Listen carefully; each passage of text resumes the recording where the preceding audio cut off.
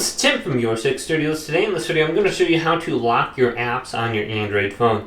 So we can just go over to the Google Play Store and open this up, and we can get one of these apps that you can lock your apps with. So just go to search and type in app lock, app space lock, and we can go to the one on the top, App Lock Pro. I like this one the most. I tried App Lock before. It has some really kind of like graphic ads on there that I don't like. So I'm going to go to App Lock Pro and install this one. And it's very simple to set up. We don't need an email or anything like that. You just have to accept all the permissions. So we can go to Open now. And then we have to come up with some sort of PIN. So let's get started. So it looks like you can use a PIN or a pattern. Let's go to Pattern and just do this simple pattern. Go to Create. Do it again. Save it. Now, accept these permissions, allow. Let's do it. Find App Lock Pro, go to Allow, go to Permit and Continue.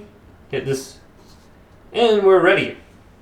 So by default, it's going to lock a bunch of your apps. So just go over to the lock section, and you can unlock these. So like the camera, Chrome, contacts. So I'll just go through here and decide what you want locked and what you don't want locked. So let's go through here and then just get rid of this all. Otherwise it's going to be annoying using your phone. And then it says security warning for certain things like settings. You can unlock that. So it depends on what you need this for. And then you can go to the unlock section and you can go through here and you can decide what you want locked or unlocked. For some reason it's not letting me scroll. But you might have better experience with this than me.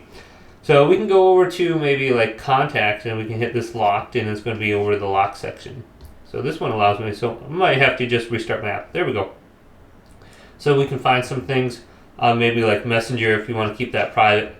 Okay, so I have Messenger locked down here. It should be. I can just go over to Messenger now and find this, and it should pop open this. So you can lock things. I think you can use this to lock like your photos too, your gallery.